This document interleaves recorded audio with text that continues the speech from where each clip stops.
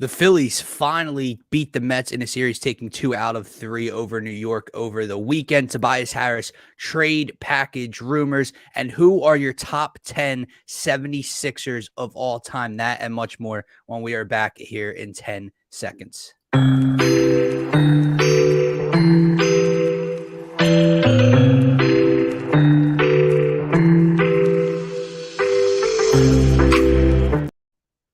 What is going on, everybody? Welcome back here to the Phaithful Phanatics Show live on DSM-Media's Facebook, YouTube, and Twitter channels. Guys, first and foremost, if you are new to the channel, make sure to head on over to @DSM_Media on Twitter. Hit that follow button. We greatly appreciate it. And while you're over on the Twitter page, make sure to check out the link tree in our bio. It will take you to every social media platform we are available on: Instagram, TikTok, Facebook, all that good stuff. But guys, do not forget to subscribe to the new DSM Media Philadelphia YouTube channel. That is where we are live here on the Phaithful Phanatics Show every Monday, Wednesday, and Friday morning with you guys. It is also will be the new home of our DSM pre-game lives, as the Phillies pregame live will start up later on in the month of July, and then followed by the Eagles and the Sixers. I am one half of your host here, Dylan Davis. You can find me on Twitter at DylanJD98. To my right, my faithful co-host Scotty. You can find him at Scotty Drown. My man, what is going on? Happy Monday, and how was your weekend? It was great, man. I had a great weekend with the moms. She came up, had my buddy Will come up with her.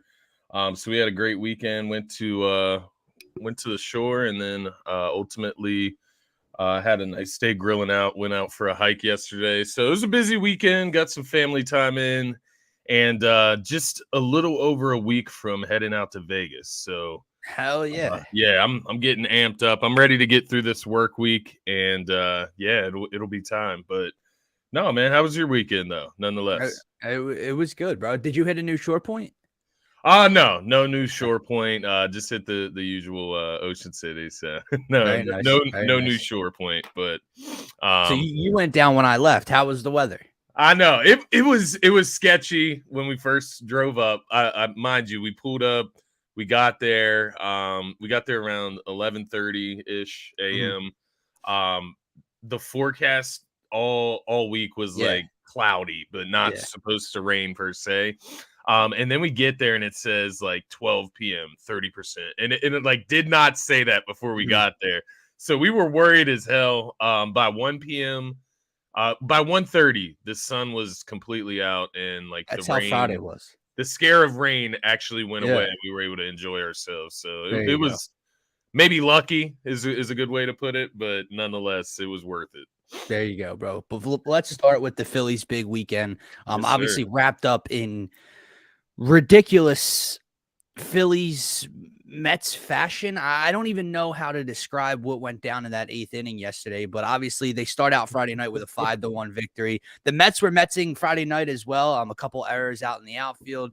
And the Phillies took advantage. So they win game 1, then they come back and lose game 2 on Saturday afternoon. So the rubber match yesterday, and Zach Wheeler did not show up. The lineup did not show up. And then all of a sudden, Buck Showalter goes to his bottom 2, bullpen pieces, and the Phillies have 4 runners cross home plate in the bottom of the 8th inning to come back from 6-3, take the lead 7-6, with only recording 1 hit, Scotty. That JT Realmuto single was the only hit of the inning. I believe 3 walks, 2 hit batters, an error by Beatty over at shortstop. I mean, it was just a complete disaster of a half inning by the New York Mets, but gives the Phillies a series win. Craig Kimbrell comes in the top of the 9th. Obviously hits Pete Alonso with on the first batter, but then slams the door on the Mets' hopes of making another comeback in the 9th inning here. And the Phillies take 2 out of 3, finally win a series over the Mets for what feels like the first time of my lifetime. It's been that long. But it was big, man. Nonetheless, no matter how you get the job done, the bottom line is that the Phillies won this series. What were some of your takeaways from this weekend? Yeah, I think what you just said, it's kind of just being ready for the moment and taking the opportunities that are given to you. And at the end of the day, when another team wants to shoot themselves in the foot, that doesn't mean that the Phillies have to too. So I think they just took advantage of the opportunity that was presented to them. You had some guys come out, and kept their eye on the ball, kept their eye on the strike zone, were able to control that. Obviously, that's a lot on the Mets netting, right? That's a lot on them in that eighth inning, the bottom of that eighth inning, when they just completely collapsed. It was crazy. It was something that I don't know if I've ever seen before. Now, mind you, I'm the more casual baseball fan, I guess you would say, but I don't know if I've ever seen an implosion like that. But I'm not sure I as you have, said, bro. the Mets are gonna Met.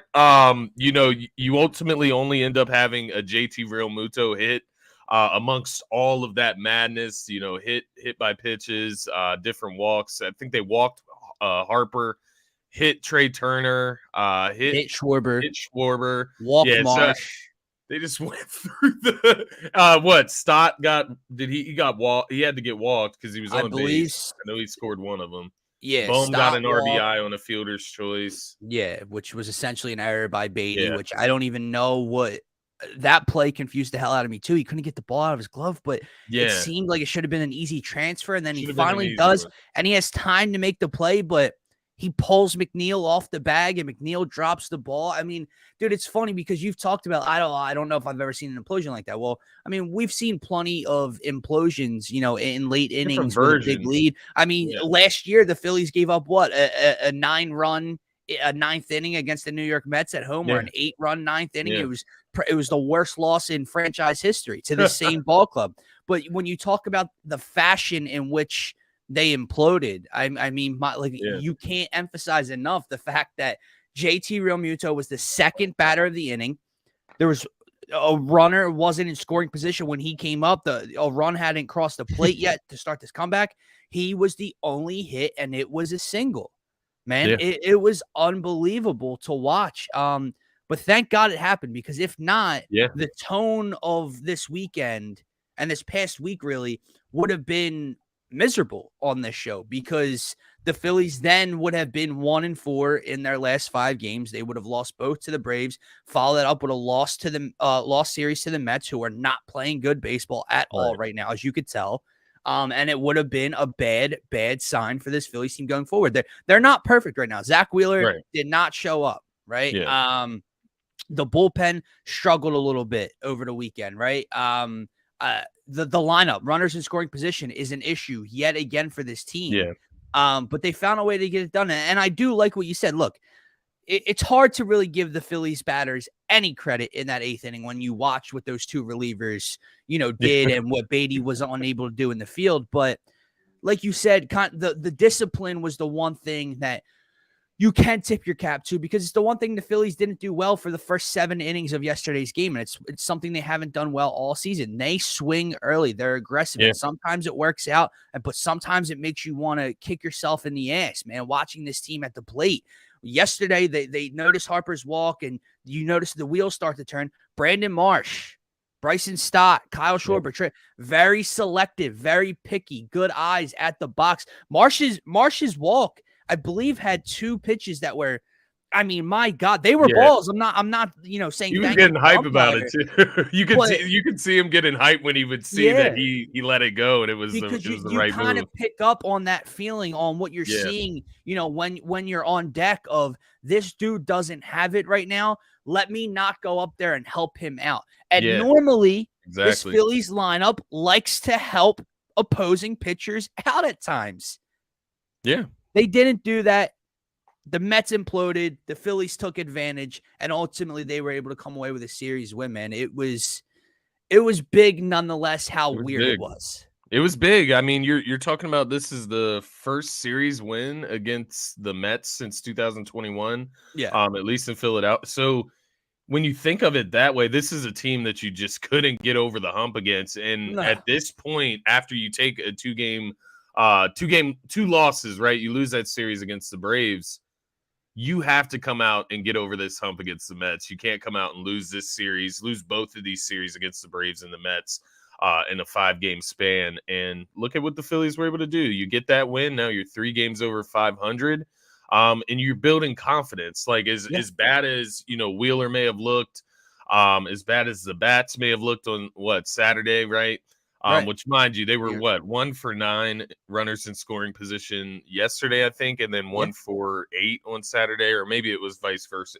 1 for 8 in one of the games, 1 for 9 in the other game, which just isn't going to cut it, obviously. And that's, to counter my argument from before, that is ultimately making your job harder, right? Like when you have to manufacture runs and you're not Yep. doing it with runners in scoring position, you're getting up to 4 or 5 runs. Those are all single home runs, or, you're having to manufacture runs. It's a lot harder when you're not taking advantage of those runners in scoring position.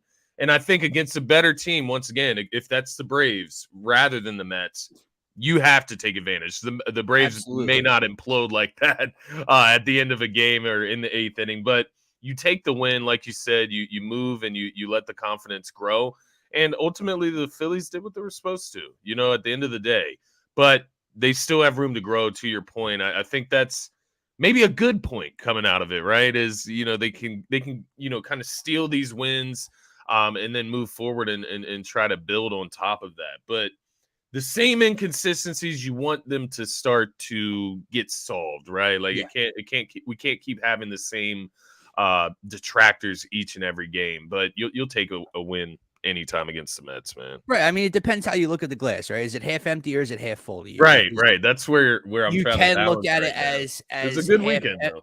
Yeah, you can look at it as half empty, where they continue to have these same issues, the same issues we saw 2 years ago, the same issues we saw last season, the same issues we saw, to start this season. Or you can look at it as, half full and say to yourself, well, they won the series and Bryce Harper's in a slump and Kyle Schwarber Yeah. hasn't had a hit or whatever in his last like 20 at bats. JT Realmuto's back in a slump after being hot for a little bit. Alec Boehm hasn't been great. Zach Wheeler wasn't good. Aaron Nola's up and down. You can look at all these things and say, well, they still have a what record in June? 15-6 or 14-6 record in the month of June so far. They won the series, so there's two different sides you can look at it on. Obviously, I think a lot of fans' personality types kind of depend on that when you scroll social media and you scroll on Twitter and you kind of see Absolutely. the negative fans that are constantly negative, that when the Phillies win there's nothing really to say, but when they lose there's tons of tweets by said persons. And then vice versa, right? When the Phillies lose, everything's going to be okay. When they win, see, I told you so.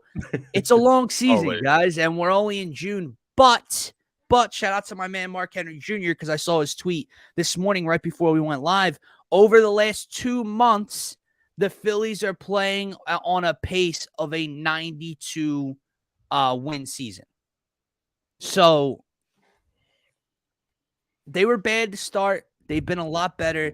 They've stayed inconsistent at times, but they're starting to figure out ways to win. I loved what Trey Turner said in his post-game, interview right before he got that the water thrown on him and whatever else they have in those cups, whether it's candy or whatever the hell. Yeah, like bubble gum. Yeah, they're throwing on him. He basically said to Tom McCarthy and John Kruk, like, I don't know if we needed it, but we wanted it. Because you talk timing and you talk opponent and what's at stake here.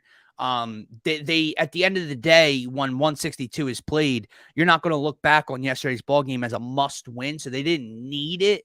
Yeah, but they wanted the fact that the clubhouse wanted this game and realized the moment, right? This isn't just fan talk. This isn't just us. Well, it's the Mets. You got to figure it out. And, sometimes managers and all will look at a series like this and try to tell you it's the same as playing the Nationals. It's not. It's just not when you haven't won a series versus the New York Mets in the 2 years. It's not when the Mets are playing bad baseball. It's not when you just lost at both games to the Braves at home and now you're at a threat of losing the series against the Mets following that up. It's just not the same. So the fact that the clubhouse felt that urgency to want this game enough, and, they didn't come up with runners in scoring position. Zach Wheeler didn't have his best stuff, but thank you to the Mets and thank you to the Phillies for taking advantage in that 8th inning. And thank you to Craig Kimbrell for shutting the door, man. But nonetheless, Phillies with an off day today, and then they head to Chicago to take on the Cubs. I do have a question for you, though, just regarding that game 1 against the Mets. because I was going back just to take a look at the performance again.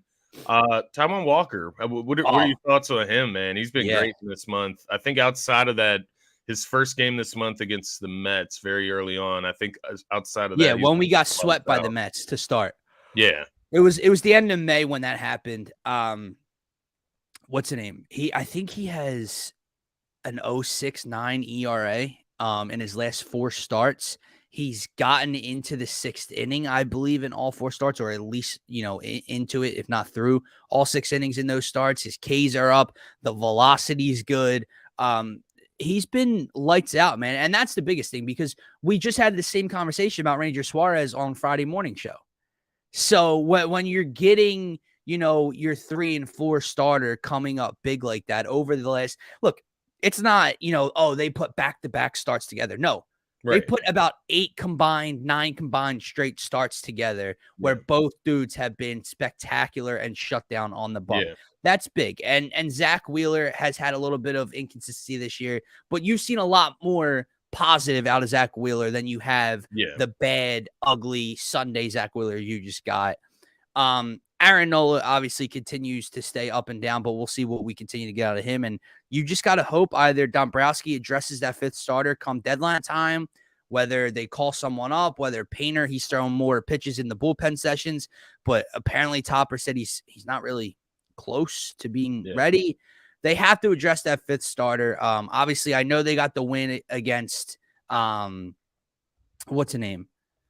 The A's. Against the Oakland A's with Yeah, Christopher Sanchez before he got hurt. And that's all well and good. But I mean, look, they only gave out 4 runs total on Saturday, but you lost the game. And whether that's the yeah, bullpen game, whether that's the bullpen and Sanchez's fault, or whether that's the lineup not coming up enough, which it's the latter, it still doesn't matter. It's still the fact that you are 2-10 in your 12, in your last 12 bullpen games or 5th starter games, whatever the hell the record is now.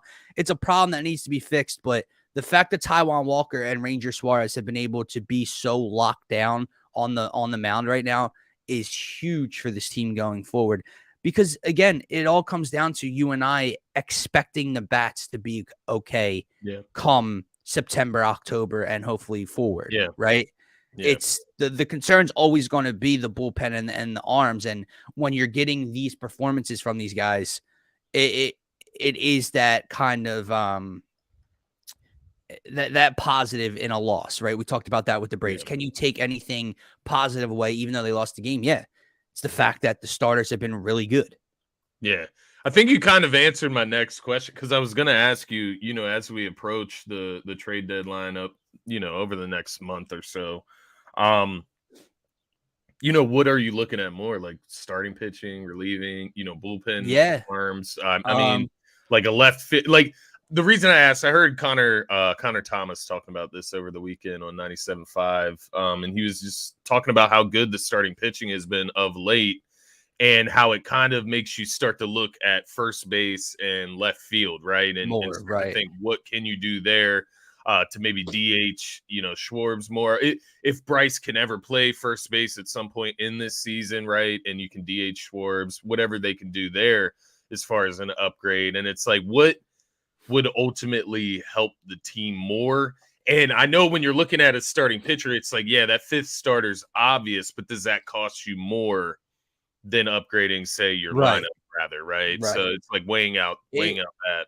It's loaded because the goal would be to get Bryce back in the field to play at first, to get Schwarber out of left, Yeah, and to put him back where what he was ultimately really paid to do, to come here and be that platoon DH, but mostly DH. yeah, But then you have the question, well, now we need to fill a corner outfield piece, right. because now you lack that. Whether Castellanos plays right or left, you're still missing a corner outfielder.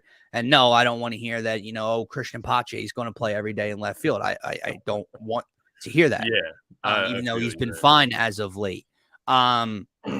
So the Bryce thing to first is always, something. Obviously, the Paul Goldschmidt rumor mill that started about a week or 2 ago would be incredible. But then you are stopping that piece. You are stopping Kyle Schwarber from going to DH and yada yada. And then the big thing there to me is, well, no, never mind, because then when Bryce is healthy enough to go back, he would just go back in the outfield. So never mind that. But you have the Goldschmidt thing. Relievers are interesting because as good as the bullpen's been, and when you run down the list, it feels like they have enough. But for some reason, I feel like in big moments, I keep seeing Jeff Hoffman, or I keep seeing Junior Marte, and it's like, where are these guys coming from? I know Bilatti's got to come back. I know Sir Anthony's a little dinged up right now. Brogdon, whatever. They could get healthier there. Maybe you look for one bullpen piece. It's weird, man. They have needs, but it's hard to pinpoint which you view as the most important. Yeah. And then it also, you don't want to move things around too much either. Right. And then how much do you go? It's like when you draft, right? And do you want your team to go for fit, or do you want your team to go for fit or best player available? Right. Because to me, what would propel this Phillies team to a World Series more? What would push them closer? Paul Goldschmidt or a fifth starter? Fifth starter, I would imagine, right? It's tough because I would lean Goldschmidt because interesting. He's that talented of a player. He's the reigning NL MVP, right? The fifth starter is not going to pitch in the playoffs. I know you got to get to the playoffs first, but at the same time, is that fifth starter really propelling you to get to the playoffs that often? Like, my point would be this: if your fifth starter, right, if they went out and traded for, let's just say, Shane Bieber, right, or Marcus Stroman, because those are two names on the. There was it's funny. I actually heard this name over the weekend. It was Dylan Cease. Now I don't know how much. While the arm been inconsistent, I would take it in a heartbeat. That's the point, right? If they go out and trade for a pitcher, we view it as fifth starter, but maybe it's more of like a number 3, and then everyone else slides down. Right. That's interesting to me. If you're telling me I can get Paul Goldschmidt, or I'm going to trade for Kyle Gibson again at the deadline, like I don't view the fifth starter as that important. Yeah. So that's where that conversation and fit and best player becomes kind of interesting to me. Yeah, no, I think that's a great point, and that's kind of what I was asking you. So I do get what you're saying. You know, if you're going to get a guy that's more closer to top level as far as a right, and then like Walker's now your fifth, and Ranger's your fourth, and this guy slides in the middle. Yeah, that could be more helpful. Sounds a lot better. Yeah, if you're going for like a legit number 5, like when you traded for Kyle Gibson last year, in your lineup. Right. You could just have an everyday starter in your lineup, a bigger and better bat in your lineup. Right. So, yeah, look, I do get as good as the Phillies pitching has been over the last month or so, this team was designed and built on the fact that they're going to try to outscore you and out-hit you and out-homer you. Yeah. So, to me, again, if you were talking prototypical 4th, 5th starter versus a guy like Paul Goldschmidt, no idea if it even has any wind to it, this rumor. It's just a rumor that was put out there, right? Yeah. I would just continue to push the narrative that we're going to out-hit you, and I would go for Paul Goldschmidt. Yeah. We're going to go down swinging with the shit, boys. I think the good thing here for the Phillies is that they have a couple different options they can go about, right? And they can see where the value is. If, Goldschmidt is costing you, a farm system guy, 3 farm system guys and a, rotational player, then maybe you go a different route. It just depends on the cost, the value, and they're in a good position where they can just add in multiple areas just to get better, not necessarily that they need those guys. So I think they're in a good position to where they don't have to get desperate, and that's a good thing. Yeah, no, absolutely, man. But let's move on here to some more trade rumors that were put out throughout this weekend. Obviously, draft night came and went. We discussed that on Friday morning show. The Sixers did not make a pick or a selection to even trade away for the first time in 73 years in the franchise's history.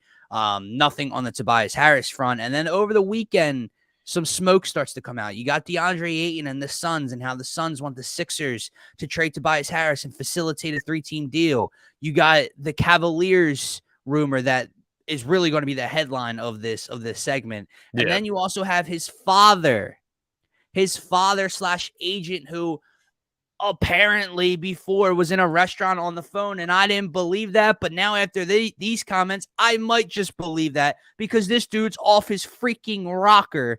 Tobias Harris the assassin scores. Where the hell did that come from? Is Tobias Harris a much better basketball player and scorer of the basketball than a lot of fans give him credit for? 110%. Tobias Harris could average 20 plus in this league if he was featured more and had the ball more and got more looks and shots, etc., etc. Yeah. The sad reality of it is that the Sixers didn't just put Baby in the corner. They didn't just cast him aside. They have 3 better options to score the basketball. So this assassin score, man, it's making the relationship almost beyond repair. And then you have Keith Pompey first reports that they're looking to move him. Now they're intrigued by bringing back star forward Tobias Harris, and Nick Nurse wants to coach him. And what do you make of all this? Because my head is spinning right now. Man, in your head spinning, my head spinning, because I'm just thinking now, you look at there was this tweet from an NBA account. It said, "Stop believing Keith Pompey reports," and then Daryl Morey responds to it with the Charlie Brown gif. And then that's more confusing, right? Is he saying like believe them or don't believe them, or you know what I mean? It's hard to know what that secret message is symbolizing. But ultimately, what this better be, what I'll say, what this better be, it better be posturing, right? Like it better be trying to drive up what you can get back for Tobias. Yeah. Harris. So anyway, let them know. Let them know. Go ahead. For anyone that doesn't know, what apparently was the asking price for Cleveland, Scotty? It was Jarrett Allen, Evan Mobley, right? Evan Mobley was the one that threw me. I was just like, okay, like he's literally way better than Tobias Harris when you talk about value, age, everything. But then also a first round pick? Yeah, draft compensation. So like what the hell? You want 2 starting centers basically, right? Evan Mobley and Jarrett Allen. How does that fit with the Sixers need at all? How's that a better team? Where does that make you? I mean, you can throw Evan Mobley in there at the 4 beside Embiid, but like, right. And then, like, listen, if that was the case, listen, if Paul Reed walks, Mobley's your starting 4, Allen's your backup center. Sure, the whole. Like, why though? Yeah. You just don't need a backup center as good as Jarrett Allen. Like, it's just ridiculous. And what it told me is that the Sixers just weren't really trying to get anything done there. Now, I know there's the argument where you have to start the conversations at the top price, and you have to throw this out there in order to drive the price up. Well, let's also be slightly realistic. Let's be realistic, man. Just in the ballpark. Realistic. I mean, I told you some deals that I would take from or consider from the Cavs, right? Like a Karis LeVert and Isaac Okoro. You get some wing depth and you get a 6-man scorer. They're looking for Evan Mobley, a future like defensive player of the year candidate, and Jarrett Allen, another defensive player of the year candidate at center position. It's weird, honestly. The whole situation is weird because you have Tobias Harris, who really hasn't said anything. We've actually commended him on his he's handled it great, on his humility, right? Like he's able to take it on the chin and keep it moving, just coming out and filling his role. If they want him to be in the corner, if they want him to be in a dunker spot, he goes and does it, and he doesn't say anything. But now you have his father, right, that's coming out. He's doing all this talking. He's doing all these interviews. He's answering all these questions. And why? Like, bro, he's bringing a ton of attention to this situation. The Ball brothers and their dad when they were 19 years old coming into the league. Tobias Harris is a grown-ass man with a grown-ass family. Yeah, like literally. Daddy doesn't need to keep speaking on you. Like, it's odd, man. Where do you gauge this right now? Because there's part of me, like I said, that I do think this is posturing. I think this is more just keeping his hand of cards clean, right? But how confident are you that it is posturing and that they are legitimately trying to move Tobias Harris and that it's not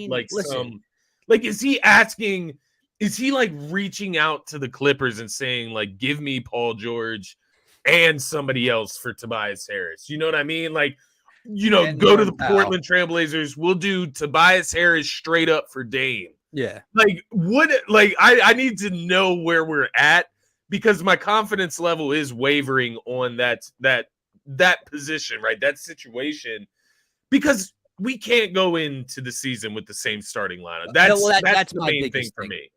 That is my biggest thing as well, because look, you take the posturing thing first.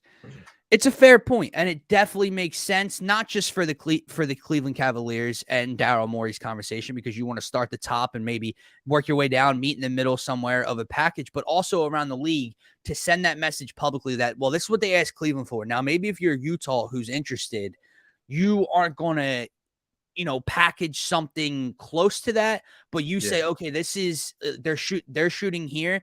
I can offer this that's slightly below, and I want Tobias Harris, etc. So it's posturing for the whole league and kind of putting them on notice in a way of, this is the kind of thing we're looking for. Meet us just below it, whatever.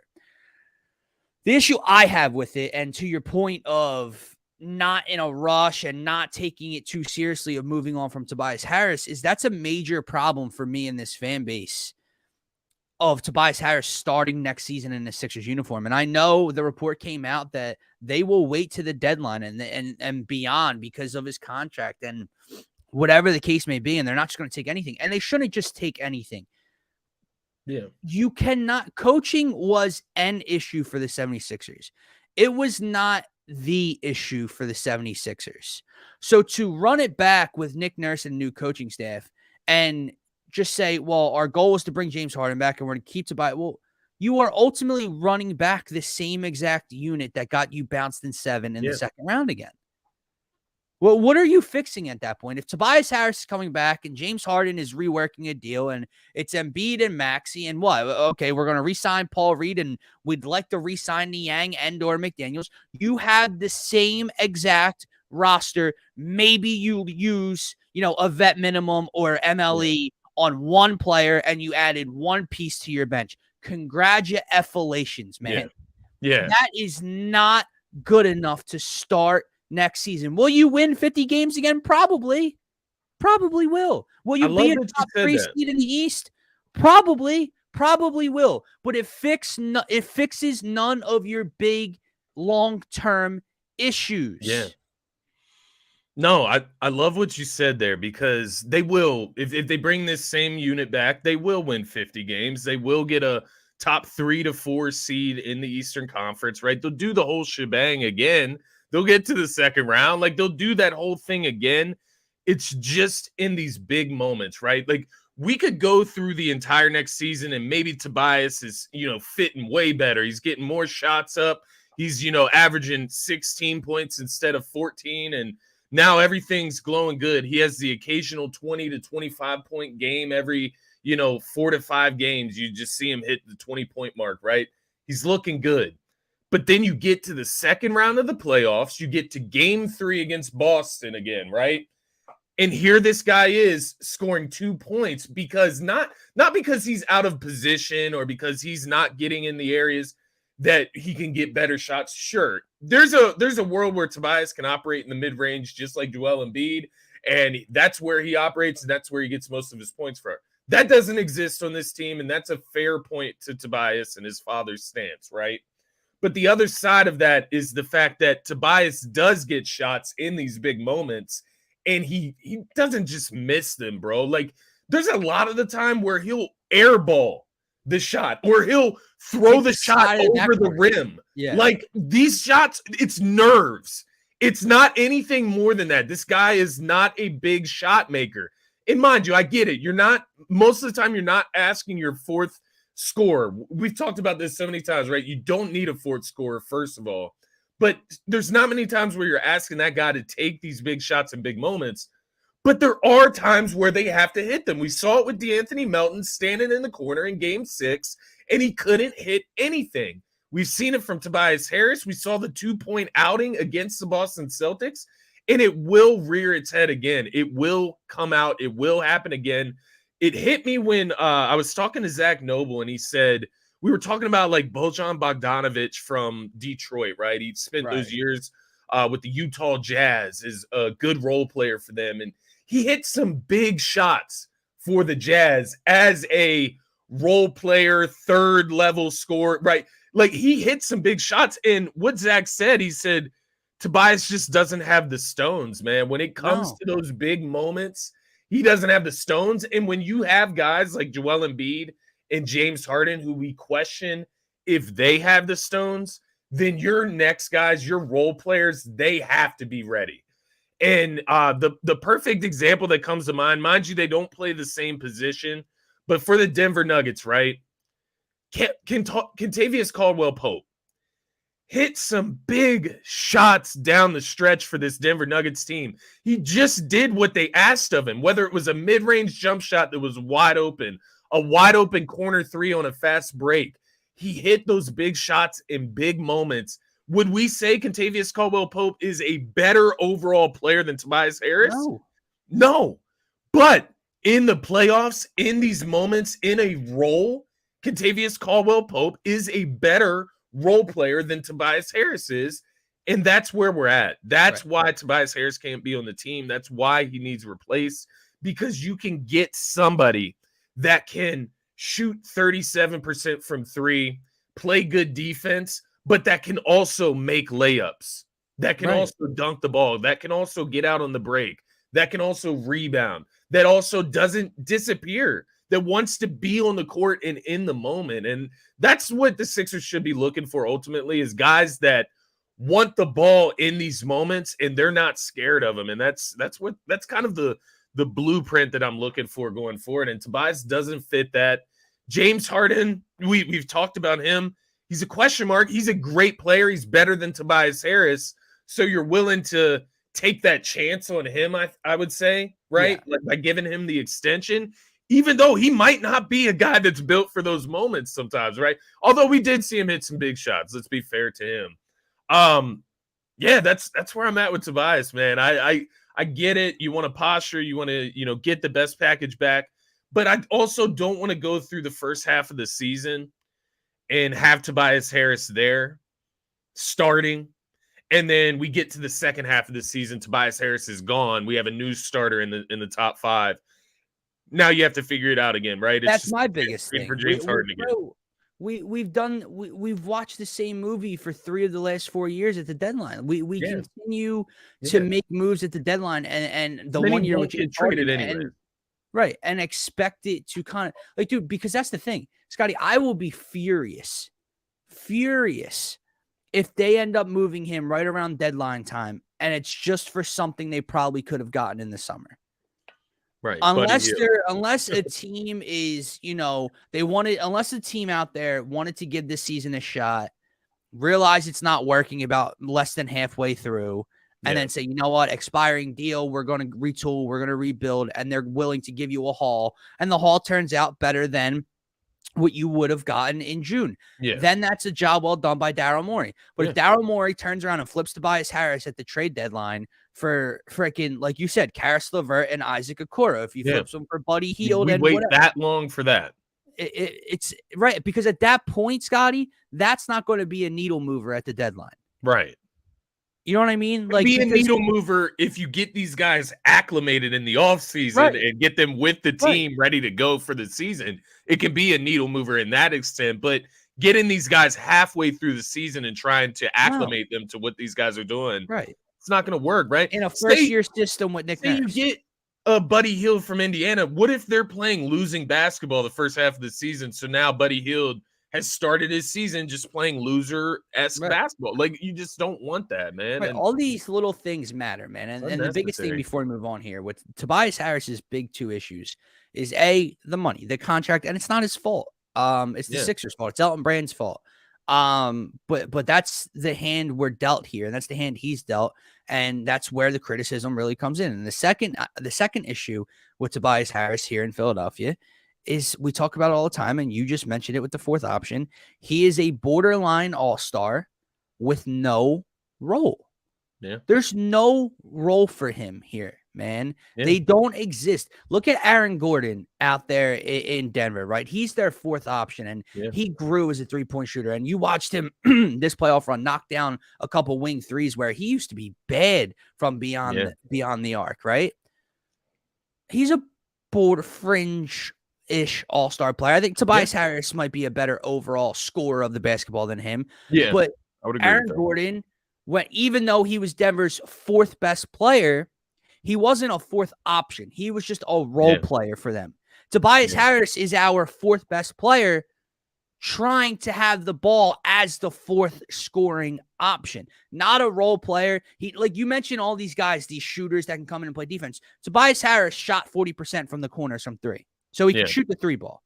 Tobias Harris played pretty damn good defense all year in the playoffs, so he can help in other ways. The issue is on offense. When he doesn't have the ball, there's nothing to his game. These shooters, are going to move. They're going to cut. They're going to come around screens. They're going to be decoys for the stars. Tobias isn't a decoy for Maxey. He's not a decoy for Joel or James. He's just there in the corner. Oh, the ball hit my hands. Let me see what I can do now. And that's Doc Rivers' fault as well, but it's also his fault.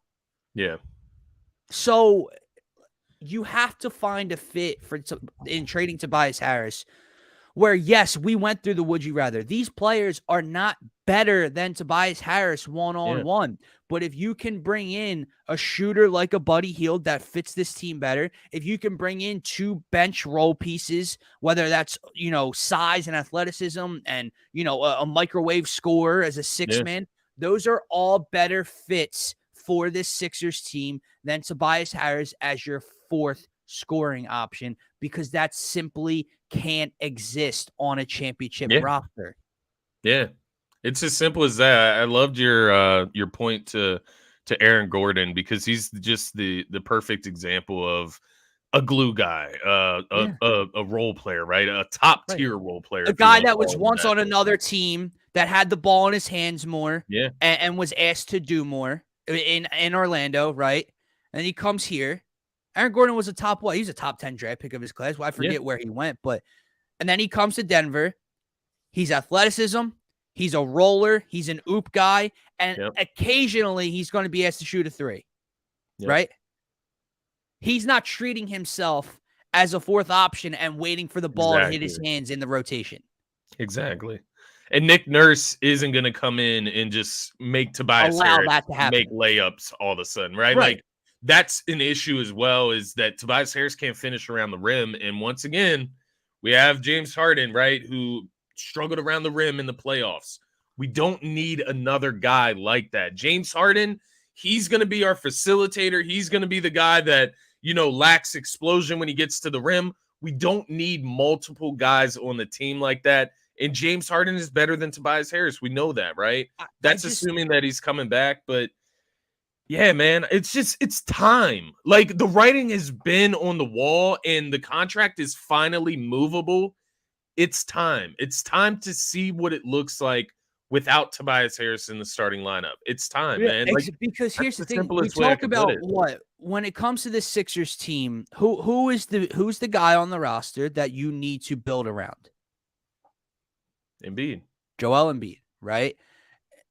Tobias Harris grew greatly as a three-point shooter. Again, he shot 41% from the corners. He shot over league average all around from three-point land. He grew into that. He was better at shooting from beyond the arc this past year and even the year before that.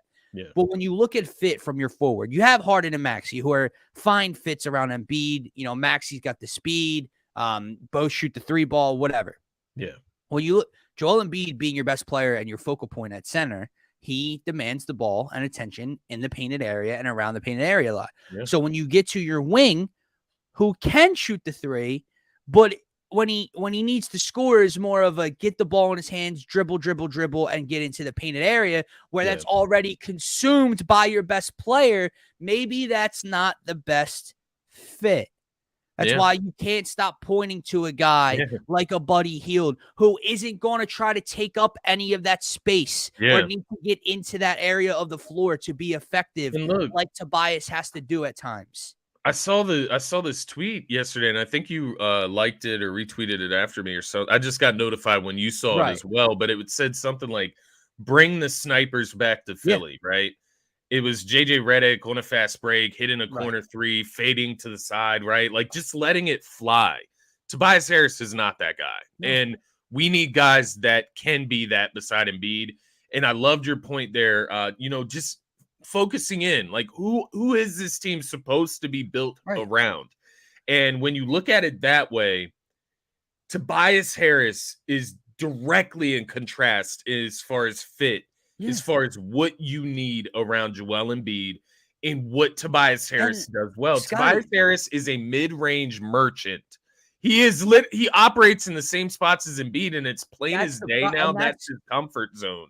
We're sitting here talking this through, and it's almost like an epiphany. It's like, oh my God, I wonder why there's not much off-ball movement and not much, design stuff and design plays with this offense. Because what do you want to run when that's the fit? Yeah. Because in order for Joel to be effective, you need to spread out. Yeah. In order for Tobias to be effective, it's almost like if this is drawn up, Joel has to already be the hell out of the way. Joel's got to be around the 3-point line to let Tobias work. That's stagnant. That's no off ball. That is just dribble, isolation type of basketball, right? Yeah. That's not going to cut it, man. The Sixers' best shot, obviously, before this past year was the Jimmy year. They had JJ, they had shooters, whatever. But then what Daryl Morey did on draft night when he first came in here and Doc Rivers was first brought in, when he brought in Danny Green and he brought in Seth Curry, that's the roster construction you need around Joel Embiid. Yeah. Those are the type of players. It didn't work out. I realize that, but Danny Green did get hurt. Yeah. You had Ben Simmons and Matisse Thybulle. Like, the rest of the roster just wasn't good enough. To me, the rest of the roster, if you bring Harden back and Maxey and Melton, that's all good. Go get me two guys that can shoot the laces off the ball like Danny Green and Seth Curry and surround Embiid and Harden, the facilitator, with those kind of players and watch what this offense can do, Scotty. Watch the off-ball movement. Watch the off-ball screens to get somebody open on the wing for an open three. Watch all of that. Yeah. Yeah, I think it's the writing is on the wall, man. All of those points are hitting the nail right on the head. It's just where we're at. It does not fit. I'm just thinking back through the playoffs, and there's times where Tobias Harris would hit like a mid-range jump shot. He would hit the post up. He'd have a mismatch, and he hits the jump shot, and you're like, oh, nice. It's nice to have somebody like that. But then you think back to all the times where he completely killed momentum with the shot like that, right? Where the shot goes completely over the rim and hits off the backboard. Like, it kills momentum. Not just that, it's the worst shot in basketball nowadays. It's the worst shot in basketball. And a mid-range two is the worst shot in basketball nowadays. It's pointing to him as a fourth scoring option, not a role player. Role players don't take those shots. Like, that's the simple truth. Role players ain't going down there and doing all that. Yeah, they'll go in, they'll post up, they'll get layups, they'll get, post work. But the mid-range contested jump shot, two guys coming over and double teaming you and you still shoot. The 19-footer. Right, the 19-footer somewhat contested. And again, it's Monday morning quarterback. And when it goes in, oh, great. But when it goes in, you're almost like, you're not surprised because that's where his game is, but it's almost like an added, but like, oh, thank God. Nice. It's like, he made that. Yeah. Right. And there's so many times where he misses it. It's like, God damn it. Why are you taking that shot? We have Embiid, Maxey, and Harden. Why are you taking a contested double team? And that's why there's no room for a fourth scoring option that needs to be in the mid-range and in the painted area. Yeah. So, we kind of went off the rails there a little bit. It started with, what do you think of this trade package and the rumors, into a complete, somewhat of a shit on Tobias. And I love Tobias Harris, the guy. I like Tobias Harris, the player. It's not going to work here anymore in Philly. And I'm not comfortable with running this unit back just because of a new coaching staff. Yeah. I'm just not. And because here, again, like we said, they could win 54 games. And they could be the 2 or the 3 seed in the East in the regular season. And I'm sure on Pregame Live at some point in March, they'll have us saying how they're different again. And then we're going to get to the second round. And then we're going to wait and see. Yeah. Maybe it changes. Maybe. But I've watched that movie too many times to have any faith that the ending is going to be different this time around. Yeah. With that said, Scotty, let's wrap up the show with a newer segment that we started. Obviously on Friday, we did our top 5 Philly athletes outside of Jalen Hurts, Joel Embiid, and Bryce Harper. Those should be the universal citywide fan base big 3. If they're not, we probably can't have a serious discussion with you. So what now we are going to do is give our top 10 players from each franchise week by week, and then we will compile all 4 lists or all 4 lists and make a top 40 Philly players of all time. Now, before I pull this list up on the screen here with you guys and we give ours, and feel free if you're watching live, if you're watching the replay, to comment any differences you have, comment your own list, whatever. We'd love to see them. Add us on Twitter at DSM_media with your list as well. But it's interesting because you take in the sports history part of things, but then you also compare, the eye test. Well, I didn't get to watch Wilt Chamberlain play. I didn't get to watch Billy Cunningham play. So it's interesting for that. It's interesting to talk best players versus maybe your favorite, but this list is essentially the best 76ers, the top 10 76ers players of all time. Accolades, accomplishments, talent level, and yeah, let's get into it, man. So here are the Phaithful Phanatics top 10 76ers of all time. We'll start with number 10, Scotty. And the last 3 or 4 here can kind of be grouped in any way, shape, or form for me. Yeah. I'm not going to argue with people and split hairs here. At number 10, we have Bobby Jones. At number 9, we have Billy Cunningham. Number 8, the point guard, Mr. Mo Cheeks, former head coach here in Philadelphia as well. And at number 7, we have the all-time 76ers leading scorer in Mr. Hal Greer. What do you make of 7 through 10 here? Any adjustments? Is there anybody on just outside of 10 you think could fit this list as well? An Andrew Toney, someone like that? Yeah, Andrew Toney's an interesting one. Chet Walker was another honorable mention, caliber-esque type of player. I'm trying to think. Mind you, I'm going through my history here. Dolph Schayes, yeah. Want to say. He was another interesting one I sent to you last night whenever we started kind of conforming this list. He was the first superstar in franchise history. It says here, he sounds like a player 76ers could use now, a big man who could shoot and rebound. He was the center of attention for the 1955 champion Syracuse Nationals and one of the top players of the NBA's fleggling era. Once again, he's almost too old for it's tough, man. For me to like the other day understand where he is in this list. When you get into Google Images and they're all in black and white, it's like you want to give him the credit and the respect, but right, right. What am I going to say? Unless you are a bona fide top X player at your position, like a Wilt Chamberlain is, right? Wilt is what, a top, no argument over a top 3 center, top 4 center of all time, right? Yeah. So you're not going to leave Wilt Chamberlain off your list. Obviously, when you're talking about 1955 Dolph Schayes, I don't really have an argument for you as to why or why not he's on this list. I think it's good to mention him in the honorable mentions, right? But Doug Collins, another one. He coached the Sixers and played for the Sixers. He's an interesting one. But I think the list we got here, whether or not you agree with the order they're in, I would say Chet Walker is that guy that's probably right outside, though. Sure. But yeah, no, I like the bottom of this list. You talk about Bobby Jones, the Secretary of Defense, they call him. And I know some of the old heads that we worked with, Mark and Phil, they used to praise Bobby Jones heavily, said that was the type of player that they loved. From the stuff that I've read about him, 6-time All-NBA defense first team. He was a 6th man of the year in 1983. So the championship year, he was a 6th man of the year. So right, got a ring heavily to that.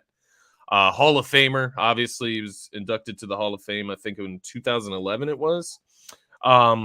So he was he had to be on the list, right? Billy Cunningham, 4-time NBA All-Star. He's the only player in 76ers history to win a title as a player and as a head coach. Because he won the title in 67 as a player. They called him the Kangaroo Kid because he could jump out of the gym.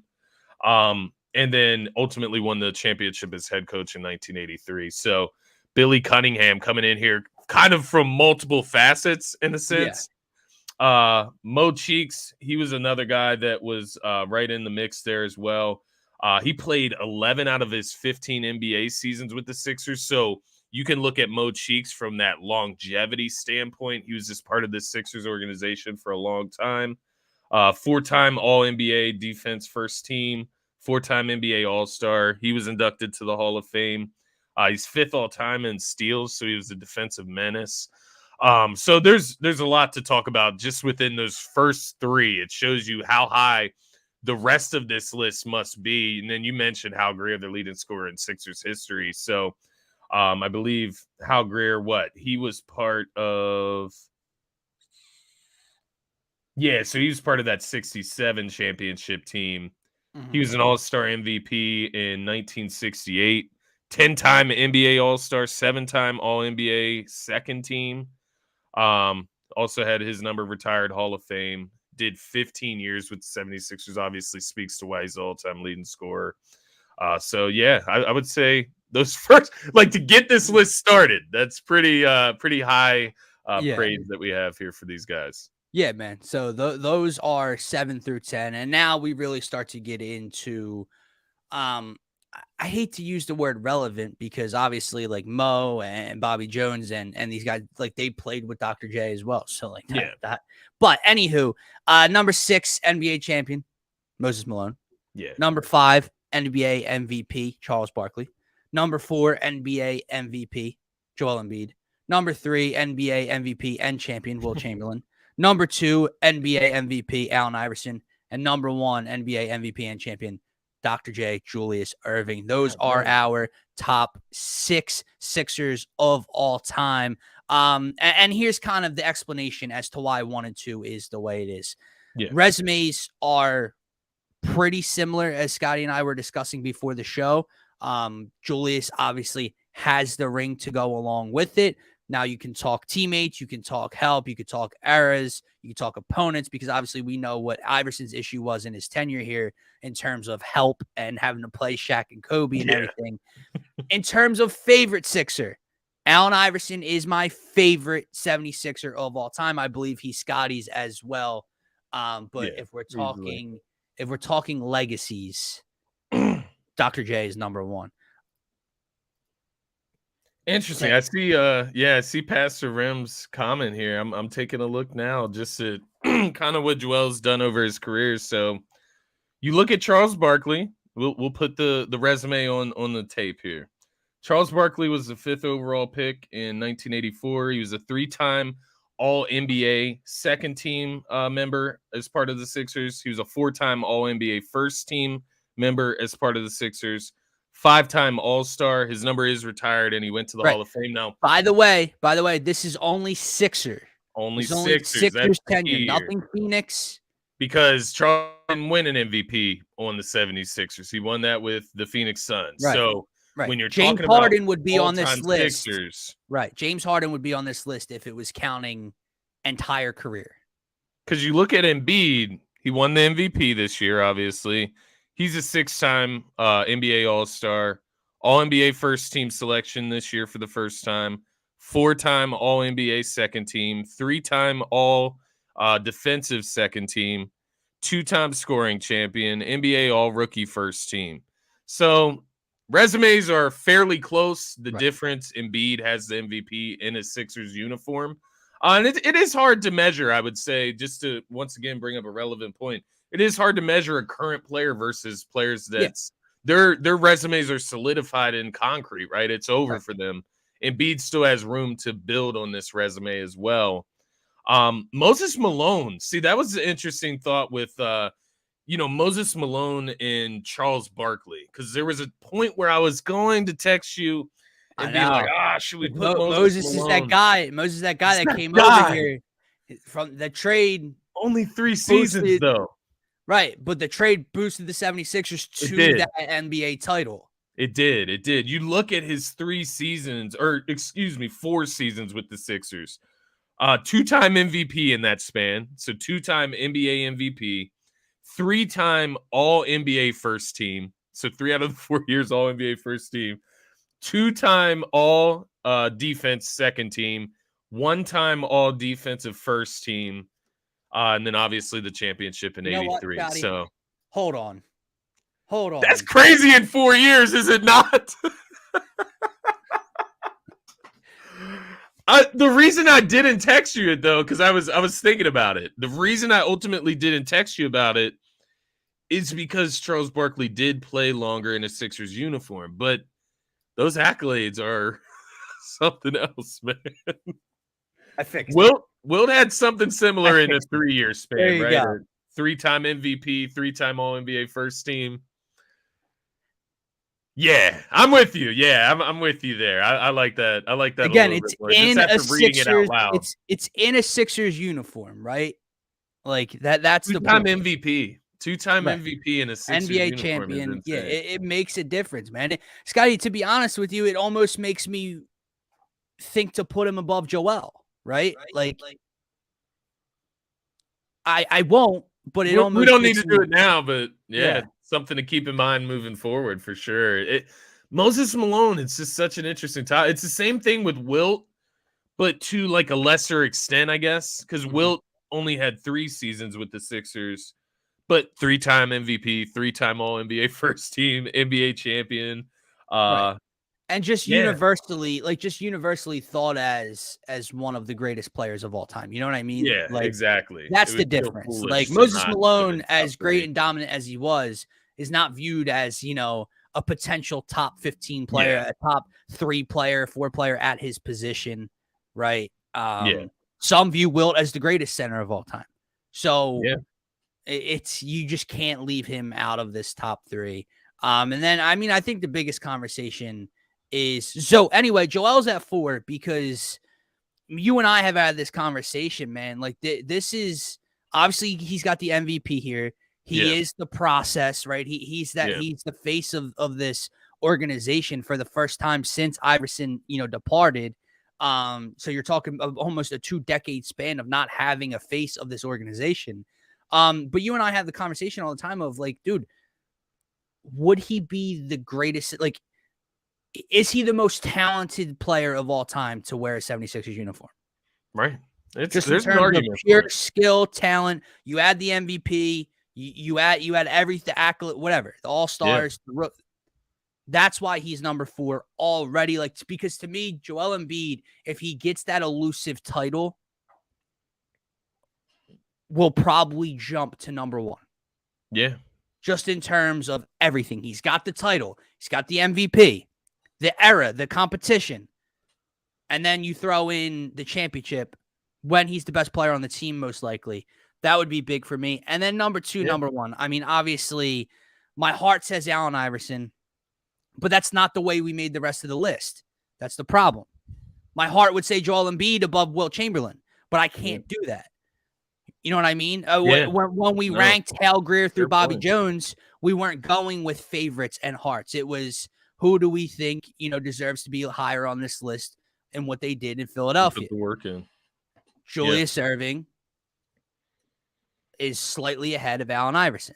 Yeah. He got the job finished at the end of the day. And Again, to your had point, we more argued help. it earlier. Had more help. Didn't face Moses Kobe and Malone was Shaq. there, right? Like the Right. 2-time MVP in that span. Like he was there.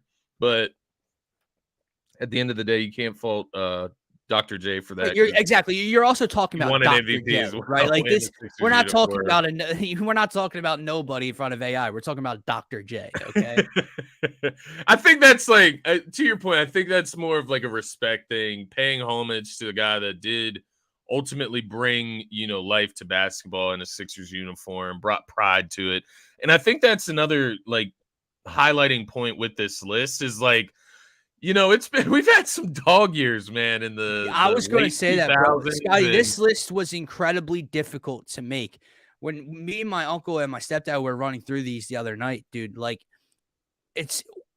we were doing all 4 teams. So we finally got to the Flyers after struggling to get a Sixers top 10. yeah, And we look at this Flyers as this trash poverty franchise right now. And really for, they've only made the playoffs a handful of times in the last decade and a half. They made 1 cup appearance in my lifetime, right? Which they lost.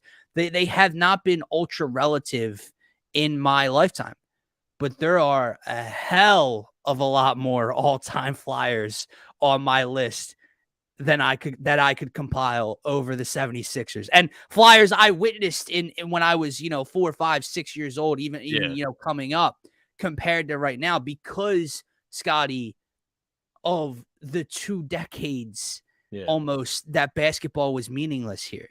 Yeah. Like, dude, before Joel Embiid, Andre Iguodala was the face of the 76ers of my childhood. Where the hell is Andre Iguodala going on this list? Yeah. You know Not what in I the mean? top 10. I did send that to you at first, and then obviously went and looked through the history. There's no chance, but Right. And then it's also tough for you and I, being in our age range, to compare Bobby Jones and Hal Greer and Billy Cunningham. You know what I mean? Yeah. So this is why the list is not strictly, but mostly accolades and accomplishments in a 76ers uniform. Absolutely. Yeah. And it's nice to put, the names and the stats and the faces to that championship poster. Well, this way, I guess. Yeah, Behind there me you here. 1955, 1967, 1983. It's nice to put the faces and the names and the statistics behind everything to those championship teams. And it does allow you to be a little bit more prideful about being a Sixers fan, man, because as you just mentioned, the last 20 years have just been, disappointment, dog years. You've had the one moment in 2001 where you get to the finals and, you get gentlemen swept in it after winning game one. You haven't been able to get out of the second round with our current Which is MVP. sad, man. Like, again, to go back to really my down. uncle, who remembers that series a whole hell of a lot more than me, obviously. Like, dude, people in the city were just happy to be there. There was no real thought amongst Sixers fans that they were going to go win this thing. Yeah. Then they won. He did say, then they won game one, and it made you maybe. think, like, is he this great? Can he really do this for a second? And then you kind of got put back to reality real quick. But there wasn't a thought that this team was good enough to go out to LA and not only just win a title, but beat those two, right? So it's tough, man. It really is. That's why it's so tough for me also. Like, not only is AI my favorite player, it's tough to say, well, Dr. J got the ring. Well, Dr. J played with Moses Malone, and Allen Iverson played with you and me. So, like, it's tough. It is difficult to really decipher between those accolades, but that's the list we compiled. Next, throughout the next 3 shows or next 3 weeks, we'll be getting to our Eagles, Flyers, and Phillies list as well. Guys, that is going to wrap up this edition of the Phaithful Phanatics Show. Happy Monday. Don't forget, if you are new to the channel, to check out our friends over at Manscaped. Use promo code DSM to let them know that your friends here at DSM sent you. It gets you 20% off your total order plus free shipping. Again, that is promo code DSM at checkout for 20% off your total order and free shipping over at manscaped.com. Subscribe to the new YouTube channel, DSM-Philadelphia on YouTube. That is where we'll be live here every Monday, Wednesday, and Friday morning on the Phaithful Fanatic Show. It is also the new home of DSM Pre-Game Live. It is the best spot to get your thoughts, comments, and questions pulled up on the screen to be interactive here on the show. For myself, for Scotty, for DSM Media, have a great rest of your Monday. Peace.